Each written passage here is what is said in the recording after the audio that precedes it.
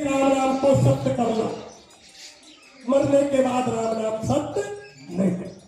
वो जीते जी हो, तुम वो मुर्दा हो गए, आत्मा निकल गई और तुम कह रहे हो कि राम नाम सत्य है। अरे ऐसे कैसे हो जाएगा? हमारे गुरु महाराज उसी राम नाम को जीते जी इसी मनुष्य मंदिर में सत्य कराते हैं और जीते जी भगवान का दर्शन इसी मनुष्य मंदिर में जीते जी होता है। प्रेमियों, मरने के बाद भगवान नहीं।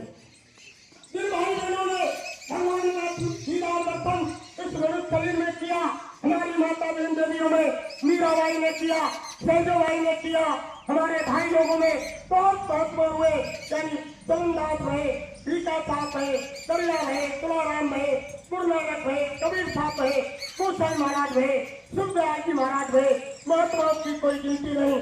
सबने कहा साय उतारते हैं, अलग सुखा दे।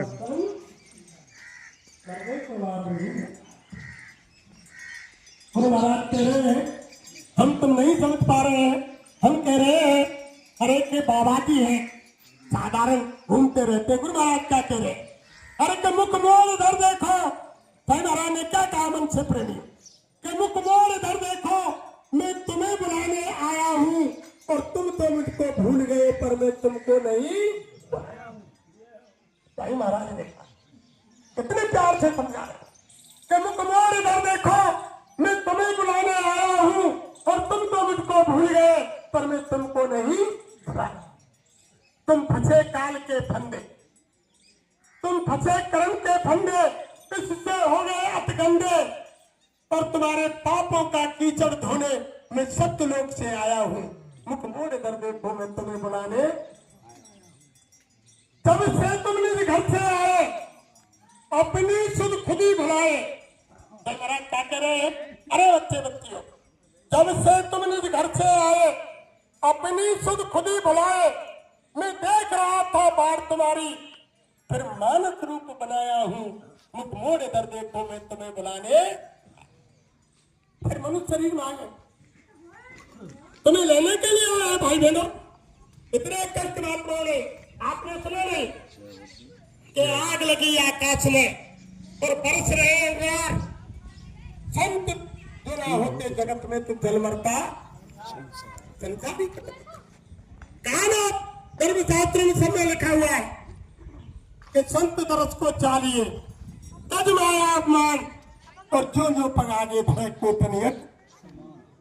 वृक्ष कबू फल नहीं भके और नदी न सिंचे नीर, परमारथ के कारण संतन धरो तरवर सरवर संत जन। और चौथा वर्ष में और परमारथ के कारण चारों धारी के दूसरे की भलाई के लिए। तरवर सरवर यानी पेड़ सेम फल नहीं खाता, वो दूसरे के लिए देता। तालाब नदी वो पानी इकट्ठा सेम नहीं पीती है, दूसरे के लिए करती है। बरसात होती है वो दूसरों की भलाई के लिए होती है। ऐसे ही संत धरती पर आते हैं मनुष्य शरीर धारण करके, स्वयं कुल मालिक हमारी तुम्हारी भलाई के लिए। संसार में प्रेमियों कोई अपना नहीं है। अपना जिसे भी कहा काम आया ना कोई, अपना कहूं किसे मैं अपना ना, या कोई अपना नहीं।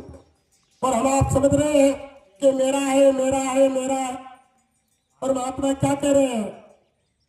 छोड़कर संसार जब तू जाएगा कोई न साथी तेरा साथ निभाएगा। छोड़कर संसार जब तू जाएगा कोई न साथी तेरा साथ निभाएगा। इस पेट भरने की खातिर तू पाप कमाता निस दिन। इस पेट भरने की खातिर तू पाप कमाता निस दिन। शमशान में लकड़ी रख कर तेरे आग लगेगी, एक दिन खाक हो जाएगा। कोई न साथी तेरा साथ निभाएगा। छोड़ कर संसार जब तू जाएगा कोई न निभाएगा। जब हम संसार को छोड़कर जाएंगे प्रेमियों कोई साथ देगा? औरत सीमित रहती है मकान तक, समाज जाता है शमशान तक, और बेटा जाता है अग्निदान तक, और इंसान के कर्म जाते हैं भगवान तक। कोई साथ नहीं जाएगा। ये सब मतलब का है संसार, पूरा संसार मतलब का है। अरे महात्मा कहते हैं घर में वही बच्ची जन्म लेगी जिसके लेन देन का कर्जा है, घर में बच्चा वही आएगा जिसके लेन देन का कर्जा है, घर में बाहर की बच्ची बहू बन के वही आएगी जिसके लेन देन का कर्जा है, हमारी बच्ची उसी घर में बहू बन के जाएगी जहाँ लेन देन का कर्जा है। महात्मा कहते हैं अरे मिले मिलाए बेमिले, और जिनके पहले मेल और बिना मेल मिलते नहीं है कर्मन के, ये सारा खेल कर्मों का, वही घर में जन्म मिलेगा। और हम समझ रहे हैं कि ये हमारा है, ये हमारा है। अरे बच्चा तुम्हारा है, महात्मा कहते अरे बच्चा तुम्हारा है तो तुम उस दिन कहे चले गए जब तुम्हारे घर में बच्चा आया बीबी के पेट में, और अस्पताल में जाकर ऑपरेशन से बाहर आया, आईसीयू में रख दिया, रोजाना के 10-20 हजार खर्च हुए, 10-20 दिन अस्पताल में रहा, 2-4 लाख खत्म हो गया, बच्चा भी चला गया और पैसे भी, वो लेन देन का कर्जा था, वो चुकने के लिए आया और चुक करके या कोई किसी का नहीं। तो फिर महात्मा ने क्या कहा, और लोगों संत शरण में काम यही एक आएगा, और लोगों संत शरण में काम यही एक आएगा। ये नर्तन मोल मिला है बार बार नहीं पाएगा, ये नर्तन अनमोल मिला है बार बार नहीं पाएगा। और लोगों संत शरण में काम यही है। आएगा। अरे महात्मा कह रहे हैं अरे बच्चे बच्चियों संतों की शरण में आ जाओ, ये तुम्हारा लोक परलोक बना देंगे, ये सच्चे साथी है, यहाँ भी तुम्हारा काम करेंगे और परलोक में भी तुम्हारा साथ देंगे, और कोई तुम्हारे काम आने वाला नहीं है, और कोई काम नहीं आएगा। फिर क्या कहा, मत गर्भ में औंधा लटका 9 महीने दुख पाया था, गर्भ में ओंधा लटका 9 महीने दुख पाया था। सिमरूंगा मैं नाम तुम्हारा ये के बाहर आया था, सिमरूंगा में नाम तुम्हारा ये के बाहर आया था।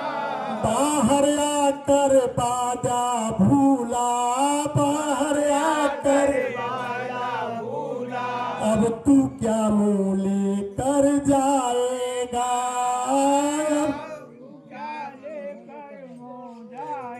गा और लोगों संत शरण में काम यही है। यही सच्चे साथी होते हैं। तो रामायण में लिख दिया, भगवान ने कह दिया कि काल रूप में तिनकर भ्राता शुभ और अशुभ कर्म फल दाता, राम ने कह दिया, कृष्ण ने कह दिया कि कर्म करे जा बंदे, फल की इच्छा मत करना इंसान, जैसा कर्म करेगा वैसा फल देगा भगवान। और हम कह रहे हैं कि भगवान माफ कर देंगे, भगवान न्यायकारी है, जज है, न्यायाधीश है, वो कर्म को माफ करने वाला नहीं है। कर्मों की माफी कहाँ होती है? महात्माओं के पास होती है, जो रामायण में साफ लिखा हुआ है कि सन्मुख होए जीव मम जबई और जन्म कोट अगना से। जब जीव मेरे सामने आता है और जब महापुरुषों की दृष्टि पड़ती है, करोड़ों जन्मों के किए हुए पाप कैसे जल जाते हैं, कैसे खत्म हो जाते हैं। जो आगे लिखा है कि जबई नाम हृदय पर है और होए पाप को नाश और जो चिंगारी आग की पर पुरानी। जब महापुरुषों के वचन, उनका दिया हुआ मन, उनकी दी हुई दीक्षा, उनका दिया हुआ नामदान जब हृदय में पड़ता है प्रेमियों, ऐसे कर्म जल जाते हैं जैसे कोई गरी घास का ढेर हो, एक माचिस की तीली डाल दी जाए, आंच की चिंगारी डाल दी जाए, एक मुट्ठी राख हो जाती है। ऐसे महापुरुषों के सामने जीव के कर्म ये होते हैं माफ करने वाले। महात्माओं क्या कर्मों की माफी होती है?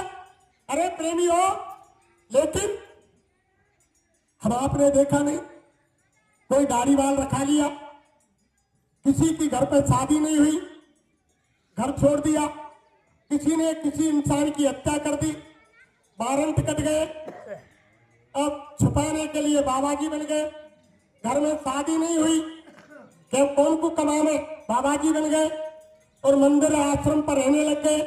और तुमने मां जाकरी के दंडोत बाबा तो रामायण चल रही और रामायण में आई चौपाई के गुरु बिन भवन तरे न कोई, और जो ब्रंश शंकर सम ब्रह्मा और शंकर के समान ऑटोमेटिक शक्ति हो जाए, फिर भी बिना गुरु के जीव की मुक्ति नहीं है।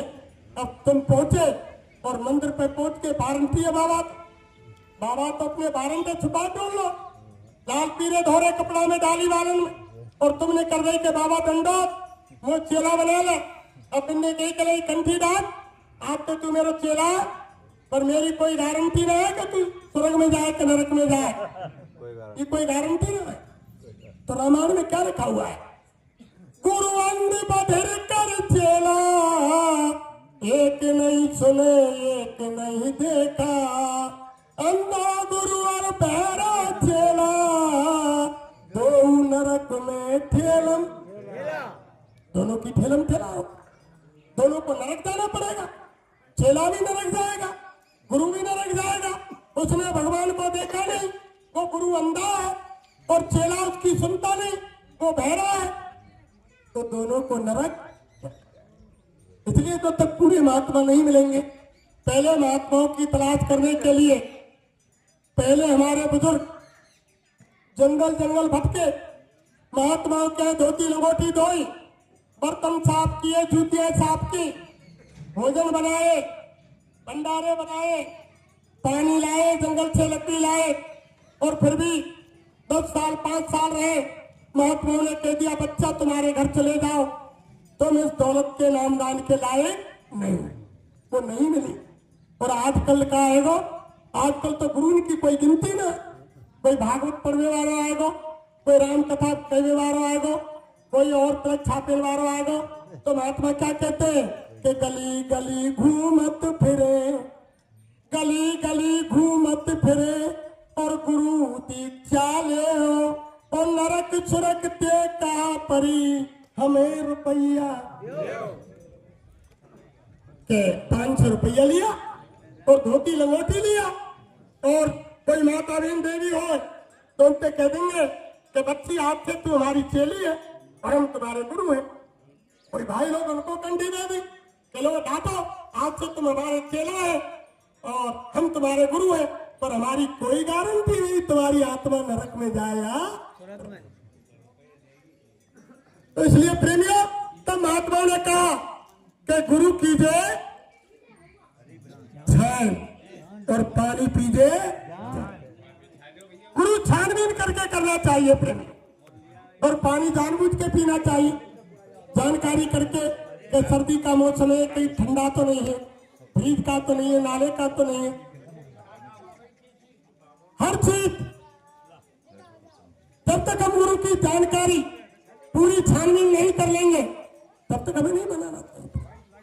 जब तक पूरे गुरु नहीं मिलेंगे जीव का कदापि कल्याण नहीं होगा प्रेमी। अरे देखो प्रेमियों, महात्मा कैसे दयालु होते हैं। अरे महात्मा तो ऐसे दयालु होते हैं पूरे गुरु। एक समय की पहली बात है,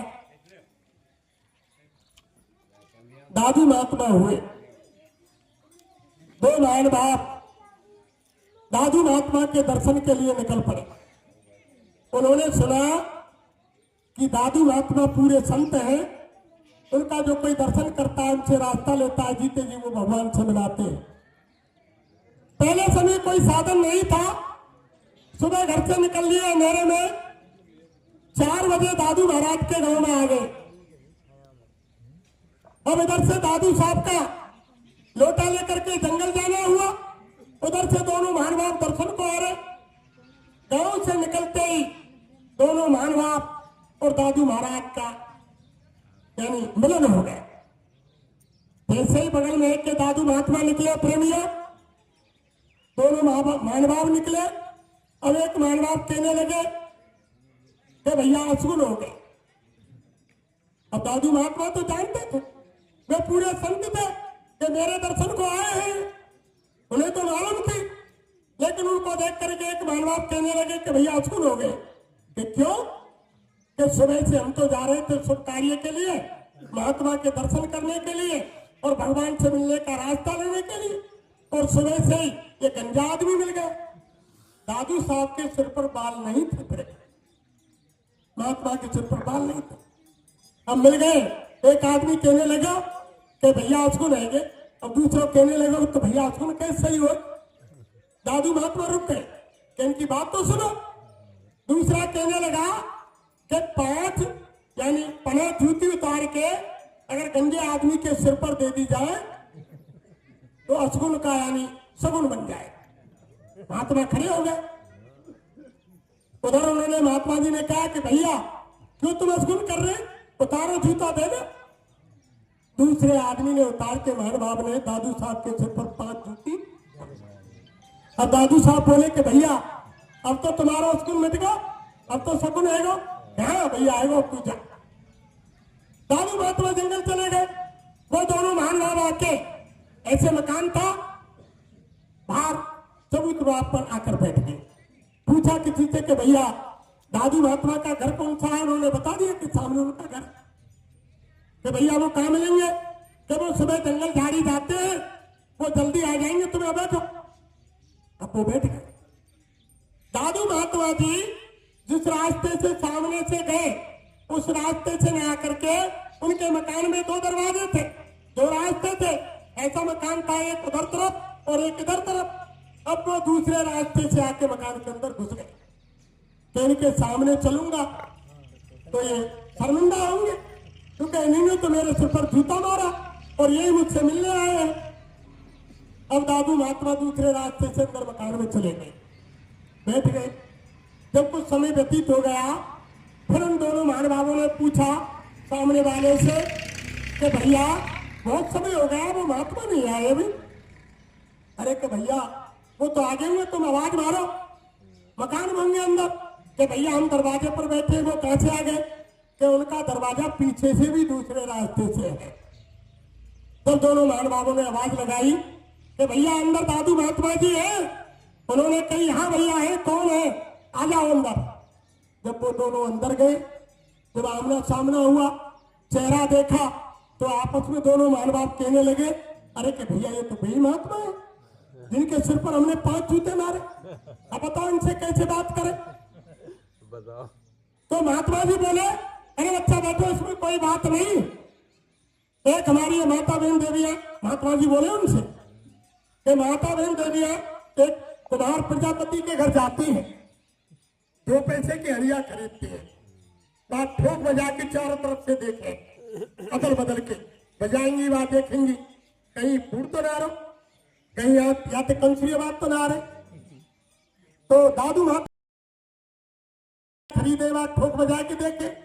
अरे तुमने मुझको ठोक बजा के तो देख लिया।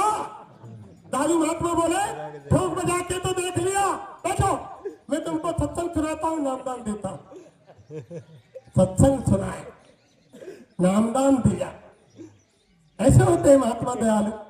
और आज के महात्मा तो कोई ऐसा कर देगा तो कितने दयालु होते हैं।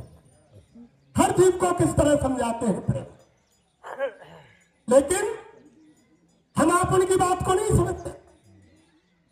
देखो एक शहर में एक महात्मा आ गए, एक महात्मा शहर में आ गए तो उनका शिष्य रोजाना भोजन लेने के लिए आए और वो हर घर में जाकर के कि बंदी छोड़ गुरु, गुरु बंदी छोड़, भिक्षा मांगे। अब एक सेठ के मकान के अंदर एक पिंजरा टंगा हुआ था, उसमें एक तोता कैद था। तोते ने अपनी भाषा में आवाज लगाई शिष्य को कि भैया तुम्हारा गुरु बंदी छोड़ है। उन्होंने कहा कि हाँ मेरा गुरु बंदी छोड़ है। तोता ने कहा कि तो पूछ के आना, मेरा बंदी ऐसे कब छूटेगा? इस पिंजरे में मैं कैद हूं, मेरा बंदी यानी बंदी ऐसे कब छूटेगा, ये बंद कब खुलेगा मेरा? तो शिष्य भैया मैं इसका जवाब तुमको कल दूंगा। अब शिष्य जी आप पहुंच गए, भोजन दे दिया गुरु महाराज को, भोजन कर लिया। फिर उन्होंने कहा कि हजूर एक हमको तोता मिला पिंजरे में, उसने कहा कि तुम्हारा गुरु बंदी छोड़े। और उन्होंने सवाल किया कि अगर तुम्हारा गुरु बंदी छोड़ है तो मेरी पूछ के आना कि मेरा बंदी हाथ से कब छूटेगा। और गुरु महाराज इतनी बात सुन करके आसन पर बैठे ही लुढ़क गए आसन से प्रेमियों। 1-1.5 घंटे बाद गुरु महाराज ने होश किया और शिष्य बोला, तो तोते को बुरी भली कहने लगा, अरे कैसा सवाल कर दिया। और हमारे गुरु महाराज यानी बेहोश हो गए, क्या सवाल कर दिया मूर्ख ने, और ये क्या कह दिया। तो 1-1.5 घंटे बाद होश में गुरु महाराज आए। दूसरे दिन फिर भिक्षा लेने गए। फिर तोता ने पूछा कि भैया तुम्हारे गुरु महाराज से पूछ के आए कि हमारा बंद कब छूटेगा। तो शिष्य कहने लगा, अरे नंदा छूट गो तेरो बंद, क्या सवाल कर दियो तेने, तेरी बात सुन के तुम्हारे गुरु महाराज 1-1.5 घंटा बेहोश रहिए। मैंने जैसे तुम्हारा सवाल कियो और बेहोश रही, हम तेरी कोई बात ना सुने। झट माते शिष्य निकल पड़े और तोता समझ गया। शिष्य के जाने के बाद तोता उसी पिंजरे में आंख बंद करके पैर फैला के और लुढ़क गए। और 1-1.5 घंटा ऐसे ही पड़ा हुआ। जब सेठ जी आए, सेठ जी ने उसमें डंडी चलाई तो तोता इधर से उधर घूम जाए, इधर से उधर घूम जाए। सेठ जी ने समझी कि तोता खत्म। पिंजरा ले गए और जंगल में जाके पिंजरा खोल के बाहर फेंक दिया। सेठ जी की पीठ मुड़ी, थोड़े चले और तोता खड़ा है उनके पेड़ पे। फिर दूसरे दिन वो शिष्य वहां से निकल के जा रहा था तो तोते ने कहा, ओ भैया तुम गुरु की बात को नहीं समझ पाए और हमने तुम्हारे गुरु की बात को समझ लिया। तुम रात दिन गुरु के सानिध्य में रहे और रात दिन सेवा करते रहे। गुरु का वचन को तुमको मालूम नहीं हुआ। गुरु का वचन सेन में हुआ, बैन में आदेश पालन करना ये सच्ची गुरु भक्ति है। तुम नहीं समझ पाए कि गुरु ने क्या कहा। अरे भैया गुरु ने यही कहा तुम्हारे ने मेरी बात को सुनकर कि तोता बेहोश हो जाए, उसमें मालिक समझ लेगा कि ये मर गया, और तुम गुरु की बात को नहीं समझ पाते। तो महात्माओं की बात बड़ी अटपटी होती है प्रेमी। 2012 में गुरु महाराज ने खेला खेल और सारी संगत हो गई सब फेल हो गए। गुरु महाराज के खेल को नहीं समझ पाए। अरे प्रेमियों, भगवान राम धरती पर 12 कला से आए। 12 कला के भगवान राम की लीला को लोगों ने नहीं पहचाना। खुद लक्ष्मण जो साथ में रहे वो नहीं पहचान पाए। जिस समय वनवास हो गया कंदमूल फल लेने के लिए लक्ष्मण को राम ने भेज दिया, तब मां सीता से कहा कि प्रिय तुम करो अग्नि में बासा और जब लग करूं निशाचर नासा, ये मरम लक्ष्मणों नहीं जाना और जो कछु चरित्र रचो। भगवान ने कहा कि तुम सुनो सिए सुभग सुशीला हम कछु करन चहत नरलीला। कि प्यारी सीते, हम संसार में नरलीला करना चाहते हैं, तुम हमारा साथ दो। जब माता सीता ने कहा बताओ प्राणनाथ क्या साथ चाहते हो मुझसे, कि तुम अग्नि में प्रवेश कर जाओ, मैं नकली बना के तैयार करता हूं। राम ने प्रेमियों नकली सीता बना दी, असली अग्नि में प्रवेश कर दी। और लक्ष्मण आए, नहीं पहचान पाए भेद के नकली है। सीता चोरी चली गई, जंगल जंगल रोए भटके और पूरा खेल हो गया। लास्ट में आपने पूरी रामायण सुनी है। राम रावण का युद्ध हुआ, रावण मारा गया, माता सीता को लेकर के पूरा दल राम के दल में आ गया। तब फिर पुनः राम ने भाई लक्ष्मण से कहा, जो रामायण में फिर लिखा हुआ है कि लक्ष्मण बनो धर्म के नेगी और अग्नि प्रकट करो तुम। फिर राम ने कहा कि भैया लक्ष्मण, तुम्हारी भाभी सीता लंका में लंबे समय से रही है, इनकी अग्नि परीक्षा करो, इनके सतुत्व की। इनके पवित्र धर्म की लक्ष्मण ने अग्नि प्रकट की प्रेमी। नकली सीता ने प्रवेश किया और जब असली सीता निकली तब लक्ष्मण की समझ में आई कहीं तो नकली सीता असली तो अब निकल रही। जब भैया के दिन जाके कान में और लक्ष्मण ने कही कि भैया राम, क्या भैया लक्ष्मण, कि तुमने पहले क्यों ना बताई कि क्या भैया, कि तुम जंगल जंगल रोए और हमको रुलाया और पेड़ पौधे उनसे पूछी, जंगल के जीव जंतु जानवर उनसे पूछी और इतनी मार काट करवाई, खून की नदी बहाई सीता के पीछे, तुमने पहले क्यों ना बताई कि नकली सीता। जब राम ने कही कि भैया लक्ष्मण, अगर मैं तुमको पहले बता देता तो तुम मेरे बने बनाए खेल का चौपट सारी दुनिया में तुम बता देते, ये इतिहास नहीं रचा जाता, रामायण नहीं लिखी जाती। वही खेल बाबा जी ने किया, वही खेल गुरु महाराज ने किया, लेकिन हम तुम नहीं समझ पा रहे। बाबा जय गुरुदेव आएंगे और चौथा यज्ञ और धरा पे सत्युग सारा काम होगा, कोई मेटने वाला नहीं। बाबा जी का वचन है। जब हम राम की 12 कला के राम की लीला को लोग नहीं जान पाए और 16 कला से कृष्ण धरती पर आए, उनकी लीला को लोगों ने नहीं पहचाना। उस समय धरती पर राम और कृष्ण आए, लोगों ने नकार दिया। भगवान राम को लोग नहीं पहचान पाए। अगर भगवान राम को अयोध्या वाले भी पहचान जाते तो सारी अयोध्या वनवास को चली जाए। केवल राम लक्ष्मण सीता 3 प्राणी गए, नहीं पहचान पाए। समझ लिया कि राजा दशरथ के राजकुमार हैं, जाने दो जंगल के, नहीं पहचान। भगवान कृष्ण को लोगों ने नहीं पहचाना। उस समय भगवान कृष्ण को बड़े बड़े आलक्षण लगाए कि ये चोर है, बदमाश है, माखन चोर है, वाल वाल है, ये कोई भगवान नहीं पहचाना। जब धरती से अपना काम करके चले गए तब लोगों ने पहचाना, ऐसे नहीं पहचाना। तो वही बात देखो प्रेमियों, 12 कला के राम की लीला को लोगों ने नहीं जाना, 16 कला के कृष्ण की लीला को द्वापर में लोग नहीं समझ पाए। तो संत तो धरती पर 64 कला से आते हैं और अनामी महाप्रभु अनंत कलाओं से धरती पर अवतार लेते हैं। बाबा जय गुरुदेव जी महाराज अनामी धाम से आए, ये अनंत कलाओं से आए, इनकी लीला को पहचानना तो बड़ी मुश्किल की बात। तो गुरु महाराज ने कह दिया, बच्चा तुम मेरे गले में ताबीज बन करके 24 घंटे लटके रहे, फिर भी तुम 20 साल तक लगातार, फिर भी तुम नहीं जान सकते कि बाबा जी की खोपड़ी में क्या। तो भाई बहनों, और कितना समय बता दो भाई साथ में चलो। जय गुरुदेव।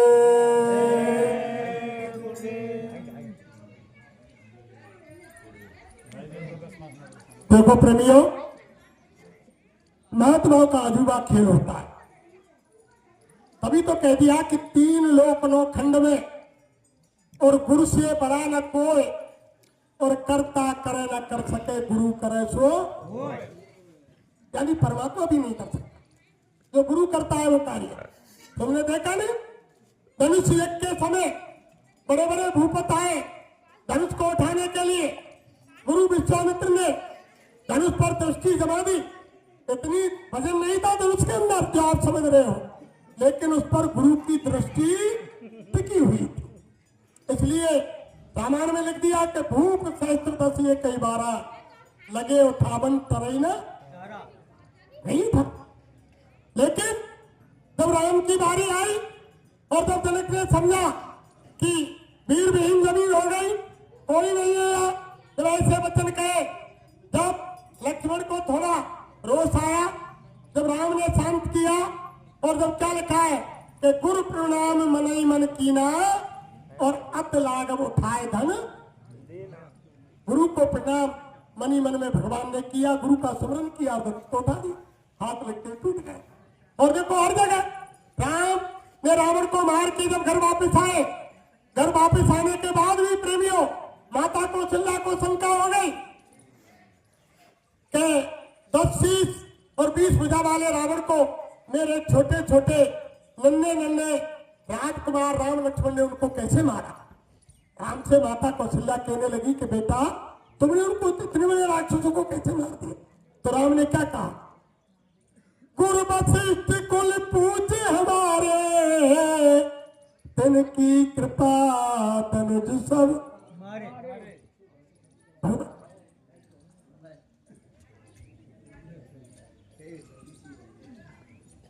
ना गुरु के कुछ नहीं।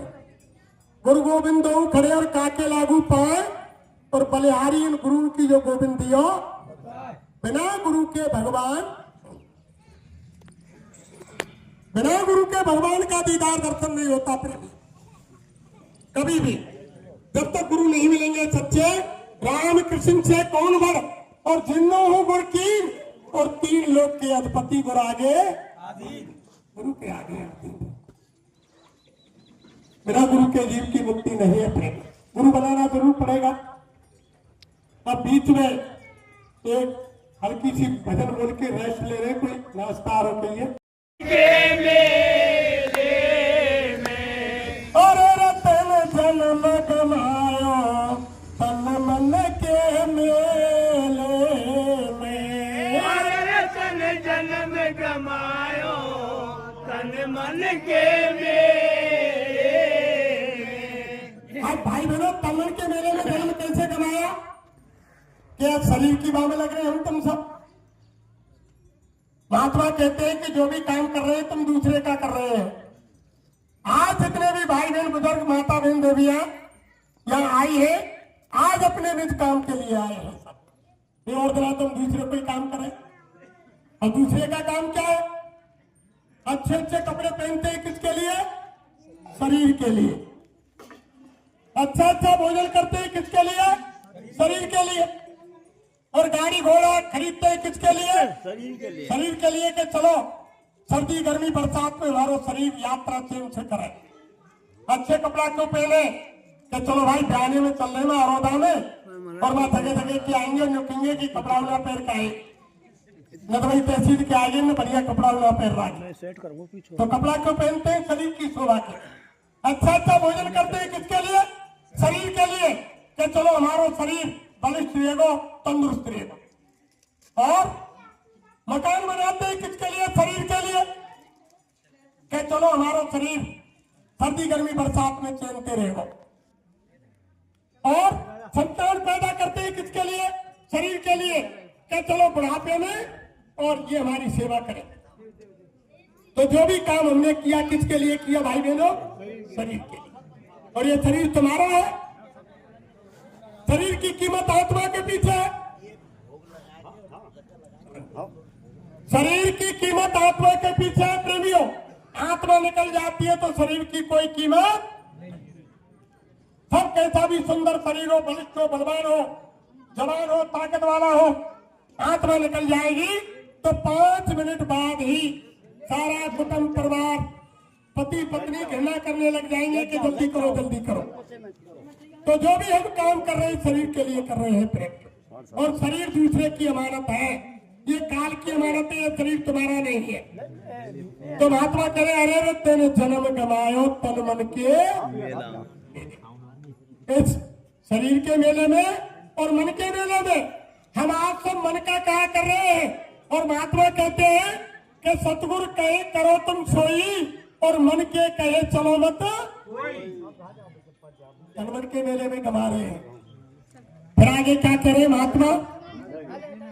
कमाए रहो तेली को सो बैल, कमाए रहो तेली को सो बैल, भूल गयो अपने घर की गैल, भूल गयो अपने घर की गैल। हम तुम किस तरह कमाई कर रहे हैं? इस शरीर के लिए, कुटुंब परिवार के लिए। जैसे तेली को बैल लगे रहे ना, बुजुर्ग ने देखो वो तेली के बैल है, जब आप घानी में जोड़ दे तो दिन भर 24 घंटा बाई में निकल जाएगा के। बहुत से बूढ़े बड़े कह दे कि तेली के बैल का मतलब सैलन थे। ऐसी तेली की बैल की तरह हम आप लग रहे।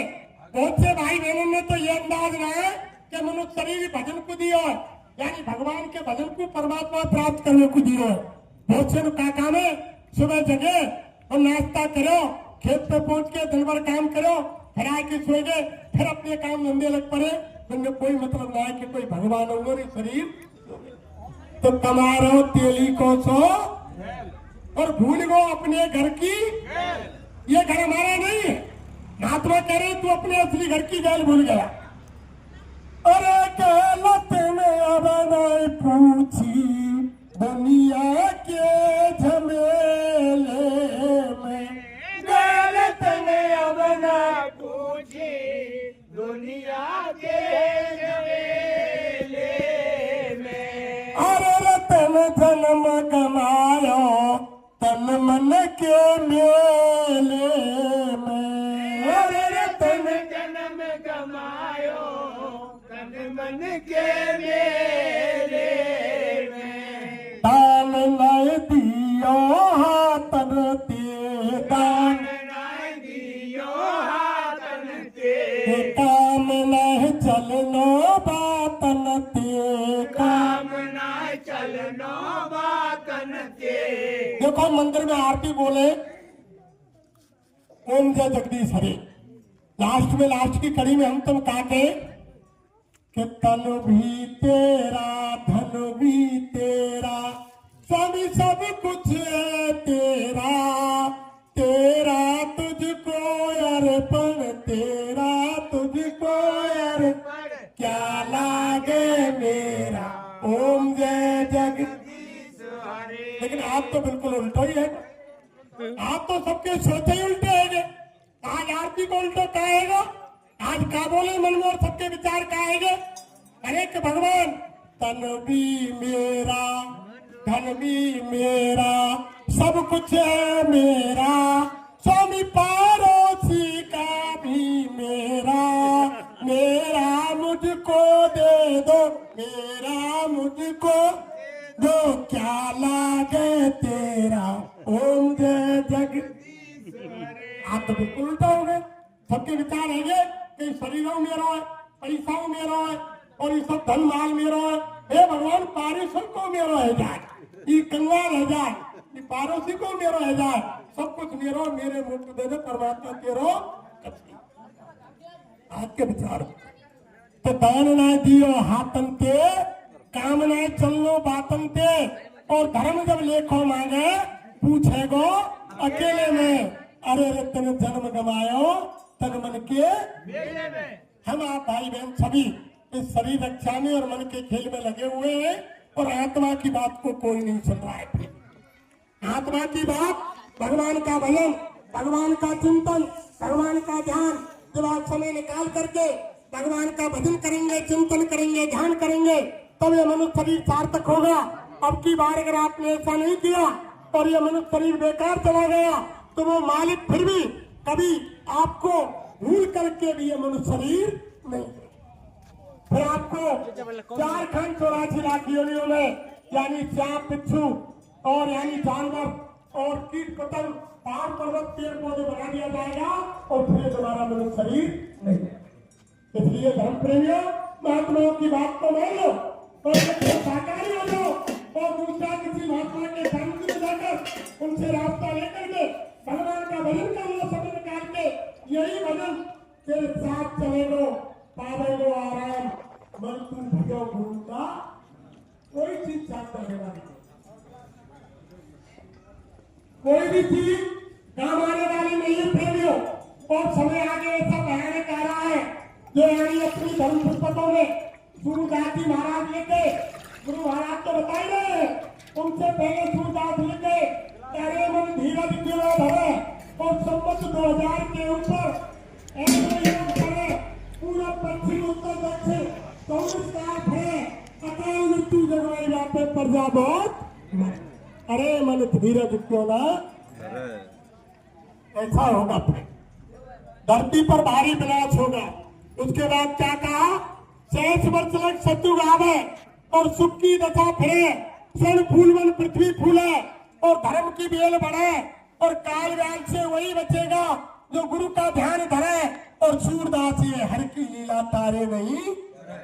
अरे मन धीरज क्यों ना, हमारे गुरु महाराज कह रहे हैं अरे बच्चे बच्चियों, राम रावण का युद्ध त्रेता के अंत में मैदान में हुआ। उस समय धरती पर एक रावण था। द्वापर में महाभारत मैदान में हुआ। उस समय एक रावण कंस थे। हमारे गुरु महाराज कह रहे हैं कि इस समय कलयुग के अंदर घर घर में रावण कंस की प्रवृत्ति हो गई। अब इतने राम इतने कृष्ण कहां से आएंगे? तो गुरु महाराज ने कहा जो अब का महाभारत होगा, अब का राम रावण का युद्ध होगा, वो किसी मैदान में नहीं होगा, वो घर घर में होगा और आंगन आंगन में होगा। गुरु महाराज कह रहे हैं कि कहे जय गुरुदेव पुकार, जमाना बदलेगा, प्रजा बहुत मरेगी जग में, तो लाशें पड़ी सड़ेंगी घर घर में, उठाने वाले मिलेंगे ना यार, जमाना बदलेगा। ऐसा समय आ रहा है, इतना भयानक समय आ रहा है जिसको आप देख नहीं सकते। और ये लिख गए, फिर सूरदास जी ने दूसरे पद में लिखा है कि अरे मन धीरज क्यों ना धरे, सम्मत 2000 के ऊपर 56 वर्ष चले, माघ मास संवत्सर व्यापे, सावन ग्रहण पड़े और एकादशी को नक्षत्र छह होए, अरग को चंद्र चढ़े, उड़ विमान अंबर में जावे, ग्रह ग्रह युद्ध करे और मारुत बिछ फेंके जग में, प्रजा बहुत मरे और 2-10 कोस सिखाए जाकी, कंठ से तेज मरे और काल व्याल से वही बचेगा जो गुरु का ध्यान धरे और सूरदास ये हर की लीला तारे नहीं। ऐसा होगा जब भारत के ऊपर चीन और पाकिस्तान कीटाणु बम, जहरीले गैस के बम डालेगा, जब वो भारत में आकर फटेंगे, हवा में जहर मिल जाएगा और जब वो हवा सांस के अंदर जाएगी, 5 मिनट के अंदर धरती पर लाशों का बिछोना हो जाएगा। सूरदास ने लिखा कि 12-12 कोस पर दिया दिखाई देगा, इंसान नहीं मिलेंगे, आदमी का गला सूख जाएगा, आवाज नहीं सुन पाएंगे। हमारे गुरु महाराज ने कहा अरे बच्चे बच्चियों, सूरदास जी लिख गए 12-12 कोस की। गुरु महाराज बोले कि बच्चा मैं कह रहा हूं कि 20-20 कोस पे दियो दिखाई, आदमी से आदमी नहीं मिलेगा। और आप ये सोच रहे हो कि ऐसा कैसे हो जाएगा? गुरु महाराज ने कहा कि ऐसा परिवर्तन होगा जो लोगों के दिल दिमाग में नहीं है, ऐसा परिवर्तन होगा। रात को सोएंगे जब कुछ और सुबह जगेंगे जब कुछ, ऐसा परिवर्तन होगा। इसलिए आप इंसानियत पर आ जाओ, मानवता को धारण कर लो, खराब चीजों को त्याग दो, एक दूसरे की निंदा चुगली बुराई रिश्वत अनेकों प्रकार की बुराइयों को छोड़ दो और भगवान का भजन समय निकाल के करो, जिस बात के मनुष्य शरीर मिला। और देखो प्रेमियों, गहरा मोड़ पर गुरु महाराज की असीम दया से एक छोटा सा आश्रम, छोटी सी संगत ने, संगत का सहयोग, गुरु महाराज की दया।